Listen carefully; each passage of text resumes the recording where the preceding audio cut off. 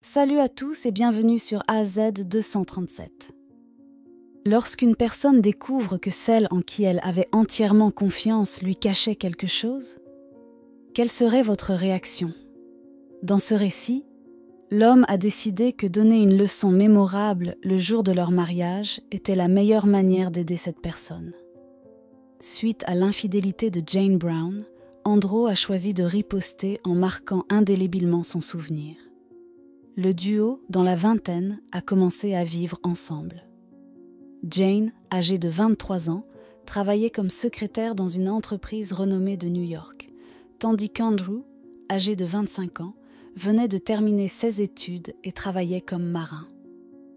Être marin et passer de longues périodes en mer, coupé des contacts terrestres, Andrew se poussait souvent au-delà de ses zones de confort pour se divertir, bien qu'il n'ait pas d'intérêt à rejoindre ses amis pour des rassemblements sociaux. Andrew était connu pour sa courtoisie. Il saluait toujours le personnel à son arrivée avant de rejoindre ses amis.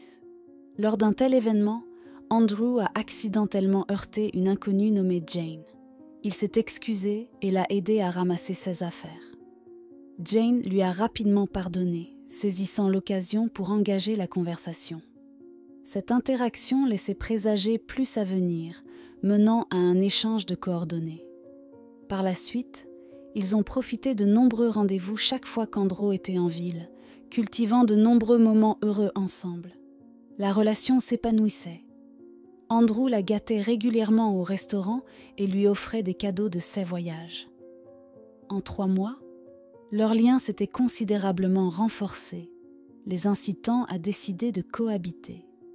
Bien que cette progression rapide ne corresponde pas au rythme habituel d'Andrew, suscitant l'inquiétude parmi ses amis, leur amour profond rendait toute hésitation inutile. Le déménagement était logique puisqu'Andrew avait son propre logement et Jane vivait avec sa mère. La transition suggérait que Jane passerait beaucoup de temps seule, mais dans un environnement plus réconfortant que celui de la maison de sa mère. Conscient des complexités potentielles accompagnant un tel déménagement, Andrew a confié sa carte de crédit à sa fiancée pour gérer les dépenses imminentes nécessitées par son retour imminent au devoir naval. Il lui a demandé d'utiliser sa carte pour les besoins pratiques en son absence. Jane, ayant récemment perdu son emploi de secrétaire, avait amplement le temps de superviser les préparatifs du déménagement. Andrew, profondément amoureux de Jane, se sentait rassuré de lui confier son domicile et ses ressources financières, ignorant le bouleversement à venir qui transformerait son affection en ressentiment. La planification financière méticuleuse d'Andrew et sa frugalité ont joué un rôle crucial dans sa capacité à acheter une maison à un jeune âge.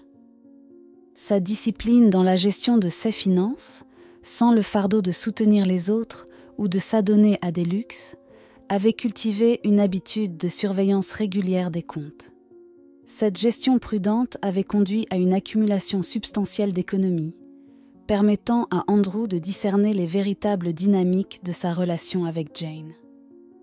6 mois après la cohabitation, leur vie commune semblait harmonieuse.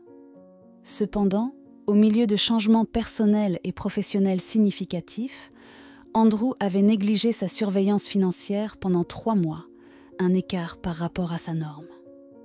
En reprenant sa vigilance financière, il a été secoué par la découverte des dépenses extravagantes de Jane.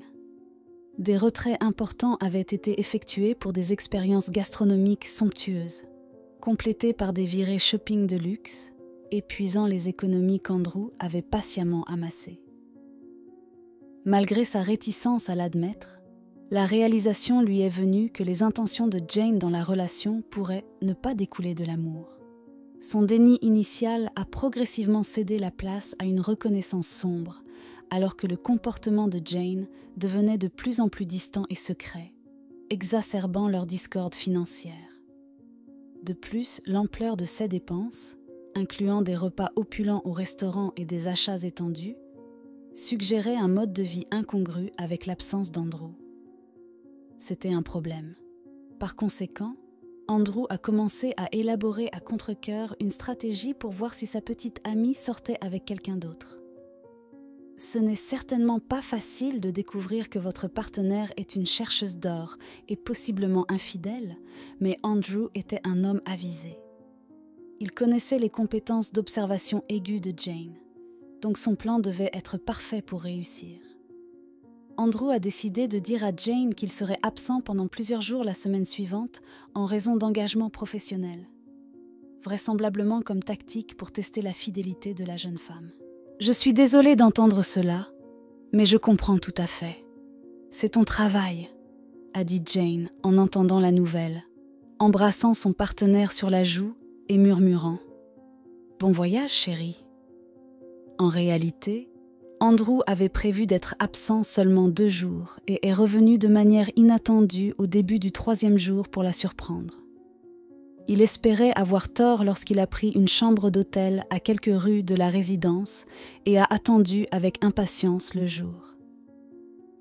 Il était temps d'agir. Andrew est rentré chez lui un samedi soir, quelques jours plus tôt que ce qu'il avait dit à sa fiancée. Il espérait secrètement que sa bien-aimée Jane l'attendrait seule à la maison. Il annoncerait alors simplement son retour prématuré comme une agréable surprise. Malheureusement, l'homme a observé Jane alors qu'elle sortait d'une des chambres avec un homme inconnu, alors qu'il se garait devant sa maison, de sorte qu'il n'a même pas eu le temps de sortir de la voiture. Cela a définitivement mis fin aux soupçons d'Andrew. Andrew était assis dans la voiture, essayant de ne pas être remarqué par ceux dans sa maison. Le cœur lourd, il s'est penché sur le volant et a commencé à pleurer en réalisant combien il avait été naïf. La passion et sa vue idéalisée de la femme dont il avait toujours rêvé, mais qui n'existait jamais, l'avaient aveuglé. Ses amis n'avaient jamais considéré Jane digne de confiance ou adaptée pour lui. Tout ce que ses amis avaient fait était de le prévenir, mais il ne les avait jamais écoutés. Cela a révélé la véritable nature de sa petite amie à l'homme, complète avec sa ruse, ses mensonges et son avidité intense. Andrew a essuyé ses larmes. Son expression est devenue déterminée. Il était évident pour lui que les choses ne pouvaient pas continuer ainsi. Il a pris la peine de se promettre de chercher à se venger. Il a fouillé dans la boîte à gants de sa voiture pour prendre son téléphone portable et a composé un numéro. Quelques minutes plus tard, il a quitté prudemment la voiture pour s'assurer que Jane ne pensait pas qu'il y avait quelque chose qui n'allait pas. Après qu'il ait vraiment été absent pendant plusieurs jours, Andrew a prétendu comme si rien ne s'était passé lorsqu'il est rentré chez lui. Il s'est assis sur le canapé, a salué Jane et lui a demandé ce qu'elle avait fait récemment. La femme a simplement répondu qu'elle était allée faire du shopping et avait passé du temps avec ses 2 meilleures amies, Mary et Kate. « Tu sais, chérie, tu ne vas pas croire ce que John, notre voisin, m'a dit » a dit Andrew d'un ton décontracté. Il a exprimé sa préoccupation lorsqu'il a vu un homme inconnu approcher de la maison. « N'est-ce pas ridicule ?»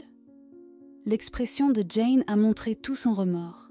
Elle a été complètement prise par surprise. Elle n'avait jamais imaginé qu'Andrew puisse découvrir. Je lui ai dit que c'était probablement quelqu'un qui faisait des réparations car j'étais absent, a dit son petit ami avant qu'elle ne puisse répondre. Jane était un peu soulagée mais toujours choquée.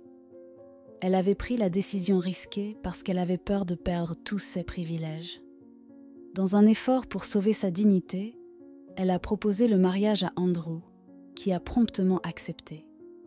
Jane espérait que cela arrangerait les choses, croyant que tout doute sur son infidélité de sa part l'empêcherait d'accepter le mariage. Pourtant, Andrew connaissait bien la vérité. C'était comme si le destin avait décidé que Jane serait prise dans un stratagème bien plus grand qu'elle ne pouvait prévoir. Peu après, ils ont fixé une date. Jane imaginait son mariage idéal, choisissant les plus belles fleurs, le groupe le plus désirable, le buffet le plus somptueux et le lieu le plus en vue de la région. Andrew, cependant, semblait indifférent aux dépenses et préférait une approche détachée. Sa participation se limitait à goûter la nourriture et à utiliser exclusivement la carte de crédit de sa future épouse. La robe de mariée de Jane était une pièce de créateur, précédemment portée par une chanteuse renommée, présentée dans des publications de mode. Son seul conseil à elle était « Installe-toi, prépare-toi pour une journée inoubliable ». Le jour du mariage approchait rapidement. Pas même 3 semaines ne s'étaient écoulées depuis leur fiançailles jusqu'à la cérémonie, pendant lesquelles Andrew était notablement absent des préparatifs. Jane a étendu les invitations à grande échelle, y compris aux membres de la famille éloignés et aux contacts perdus de vue. À l'inverse, Andrew a invité un cercle restreint d'amis proches, pas plus d'une poignée. Il a esquivé les questions sur sa famille et ses connaissances, un détail que Jane avait négligé en raison de son égocentrisme. Alors que la cérémonie commençait, les invités se sont levés pour assister à la magnifique mariée, ornée des plus beaux bijoux et d'une robe blanche frappante, avancer dans l'allée au son de la marche nuptiale, au milieu d'un décor d'élégance. Jane, captivée par son reflet dans les miroirs de l'église, n'a pas pris la peine de regarder son marié.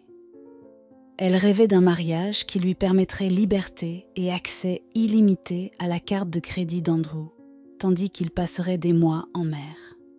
Attendant à l'hôtel, l'expression d'Andrew était celle d'une certitude calme. Alors que le prêtre débutait la cérémonie, une pause a été demandée pour les objections, moment auquel Andrew a discrètement récupéré un téléphone portable de sa veste. S'adressant à l'assemblée via un microphone, son témoin a déclaré « Mes excuses à ceux rassemblés ici avec l'intention de célébrer, mais il n'y aura pas de mariage aujourd'hui. » Cette révélation a laissé l'audience incrédule, stupéfaite et ignorante du drame qui se déroulait. À ce moment, Jane a reconnu son téléphone portable en possession d'Andrew, exposant sa tromperie à tous les présents. Andrew a lu à haute voix les messages compromettants, transformant les minutes en heures apparemment interminables pour Jane. Rendant le téléphone, il lui a conseillé de ne plus jamais le contacter, espérant que cet événement servirait de leçon sévère en intégrité. La mariée est sortie précipitamment de l'église, suivie par la majorité des invités. Néanmoins, Andrew et ses compagnons ont choisi de rester, se livrant à la célébration financée par l'ex-fiancé. Ensemble, ils se sont régalés lors d'un festin symbolique de la victoire d'Andrew sur la malhonnêteté, portant un toast à l'intégrité et à la clôture. Quelle est votre opinion au sujet de cette histoire?